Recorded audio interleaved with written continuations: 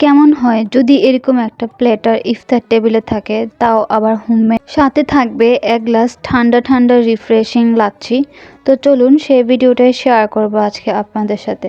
আসসালামু আলাইকুম, আশা করব সবাই আপনারা ভালো আছেন এবং সুস্থ আছেন। আমিও খুবই ভালো আছি আল্লাহর রহমতে। কার কার রোজার দিনগুলা কেমন যাচ্ছে তা জানি না, বাট আমার কিন্তু খুব ভালো যাচ্ছে। আর এই এক প্লেটারের পিছনে যে কি পরিমাণ স্ট্রাগল থাকে তাই আজকে শেয়ার করব। সো অ্যাট ফার্স্ট এখানে মুরগিগুলো ম্যারিনেশন করে নিচ্ছিলাম। আর মুরগি ম্যারিনেশন করতে পারে না এমন কেউ নাই। যদিও কেউ যদি না জেনে থাকেন তাহলে কিন্তু ভিডিওটা দেখেই বুঝে যাবেন যে কি কি দিয়ে ম্যারিনেশন করে রাখা হচ্ছে।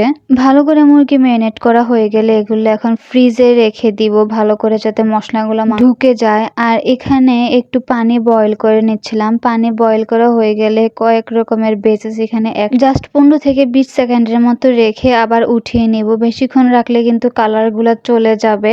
যেরকম এখানে একটা ফ্রেশ কালার দেখা যাচ্ছে সেটা আর পাওয়া যাবে না। সো আপনারা ট্রাই করবেন গরম পানিতে দেওয়ার 15 থেকে 20 সেকেন্ড পরে যাতে উঠিয়ে ফেলা যায়। আর ভেজিটেবলগুলোকে উঠিয়ে পানি ঝরানোর পর এটা হচ্ছে যে ভেজিটেবলের ফাইনাল লুক।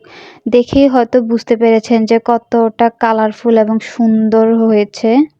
এখানে পোলাও চালগুলা সিদ্ধ হতে দিয়ে দেওয়া হয়েছে। এখানে আমি পোলাও চালগুলোকে মোটামুটি ভাবে 80% আর 75%-এর মতো বয়েল করে নিব, কারণ বেশি বয়েল করলে এগুলো আবার ভেঙে যেতে পারে।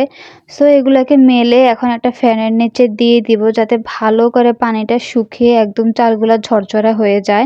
আমার না কেন জানি বাবার ভেজিটেবলগুলোকে দেখতে ইচ্ছা করছিল, এত সুন্দর কালার এগুলাতে হয়েছে বলার বাহিরে। সো ইফতারের 1 ঘন্টা আগে আমরা ফ্রিজ থেকে ম্যারিনেশন করা মুরগিটা নামিয়ে এখানে একটু ময়দা দিয়ে দিলাম। চাইলে আপনারা চালের গুঁড়াও ইউজ করতে। দেন এখানে চিকেনগুলোকে আমরা সুন্দর করে লাল লাল করে ভেজে নিব। চিকেনগুলোর ফাইনাল লুক দেখলে বুঝবেন যে কতটা পারফেক্ট ভাবে কুক হয়েছে এবং কালার হয়েছে। আর খেতে তো মাশাল্লাহ হয়েছে। এগুলা তেলে দেওয়ার সাথে সাথে এত সুন্দর অ্যারোমা ছড়াচ্ছিল, আমার জাস্ট ওই সময় মনে হচ্ছিল যে খেয়ে ফেলি। বাট যেহেতু আমরা রোজা, এখন এটা কোনো মতেই করা যাবে না, হলে আমি একটু টেস্ট করে আপনাদেরকে জানাতাম। এত ভালো অ্যারোমা আসবে সেটা কল্পনার বাইরে ছিল। আর এটাই ছিল ফাইনাল লুকটা। কি সুন্দর লাল লাল হয়েছে, আমার কাছে তো খুবই ভালো লাগছে এটার ফাইনাল লুক। চিকেনগুলো ফ্রাই করা হয়ে গেলে এখানে এখন আমরা হচ্ছে রাইসটা করার জন্য আগে ডিমটা স্ক্রাম্বল করে নিব। ডিমটা স্ক্রাম্বল করা হয়ে গেলে একটা বাটিতে এটা সুন্দর করে উঠিয়ে আলাদা করে রেখে দিব। তারপর এখানে আরেকটু ঘি দিয়ে পেঁয়াজ আর মরিচটা দিয়ে হালকা করে ভেজে নিব। তারপর এখানে চালগুলা কিন্তু দিয়ে দিব। আই থিঙ্ক এত ডিটেলসে বলার কিছু নাই, কারণ সবাই হয়তো কম বেশি একটু চাইনিজ ও থাই আইটেম আপনারা রান্না করতে পারেন। তারপরেও একদম আমি অথেন্টিক ওয়েটা বলে দিচ্ছি যেভাবে রেস্টুরেন্টে রান্না করা হয়। তারপর এখানে লবণ, tomato sauce, soya sauce, fish সসও দিয়ে দিব। তারপর দিয়ে ভালো করে এটা একটু নেড়ে চেড়ে একদম পোলাও চালের সাথে সসগুলা মিক্স করে নিব। তারপরে আমরা কিছুক্ষণ আগে বয়েল করে রাখা সবজিগুলো দিয়ে দিব। তারপর স্ক্রাম্বল করা ডিমগুলা দিয়ে দিব।